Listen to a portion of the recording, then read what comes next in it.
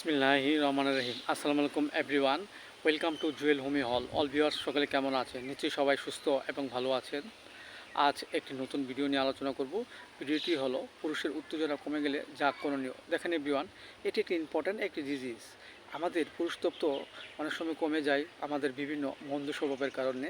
এর মাঝে কিছু উল্লেখযোগ্য কিছু কারণ হলো, আমরা যদি রাতে বিভিন্ন ধরনের ব্লো ফিল্ম দেখি কিংবা আমরা হাত দিয়ে অনেক সময় দেখা যাচ্ছে হস্তমিথুন করি, এর ফলে আমাদের মাঝে যে পুরুষের যে উত্তেজনা সেটা কমে যেতে পারে।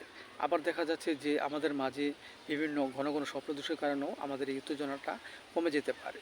দেখা যাচ্ছে যে এইরূপ আক্রান্ত ব্যক্তিটির হঠাৎ যদি পুরুষত্ব কমে যাচ্ছে এবং দৈহিক মিলনে তেমন তৃপ্তি পাওয়া যাচ্ছে না, এতে করে আস্তে আস্তে অশান্তি তৈরি হচ্ছে, এক্ষেত্রে আমরা অবশ্যই যে ওষুধটি সেবন করব সেটা হলো টানানা মাদার।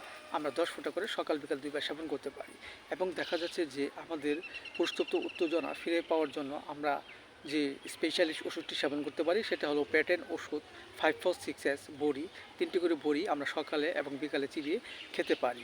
এবং দেখা যাচ্ছে যে আমাদের অনেক সময় দেখা যাচ্ছে আস্তে আস্তে আমাদের মাঝে ধ্বজভঙ্গ রোগটি দেখা দেয় এবং আস্তে আস্তে পুরুষত্ব কমে যাচ্ছে। এক্ষেত্রে আমরা লক্ষণ অনুযায়ী যে ওষুধটি খাবো সেটা হলো অশ্বগন্ধা মাদার। আমরা 10 ফোঁটা করে হালকা গরম কুসুম দুধের সাথে মিশ্রিত করে আমরা সকাল এবং বিকাল 2 টাইম খেতে পারি। এবং পাশাপাশি আমাদের দেখা যাচ্ছে উত্তেজনা বাড়ার জন্য আমরা অবশ্যই যে ওষুধটি খাবো সেটা হলো ক্যালেডিয়াম 30, 2 ফোঁটা করে আমরা সকাল বিকাল 2 বার সেবন করতে পারি। এতে করে আমাদের মাঝে যে উত্তেজনার যে অভাবটা সেটা আস্তে আস্তে ফিরে আসবে এবং আমাদের সুস্থবোধ ফিরে আসবে। এবং পাশাপাশি আমাদের হোমিওপ্যাথিক যে বায়োকেমিক বড়ি ন্যাটামিওর 6-এর 4টি করে চিবিয়ে আমরা হালকা গরম কুসুম পানি সহ সকাল বিকাল 2 বার সেবন করতে পারি।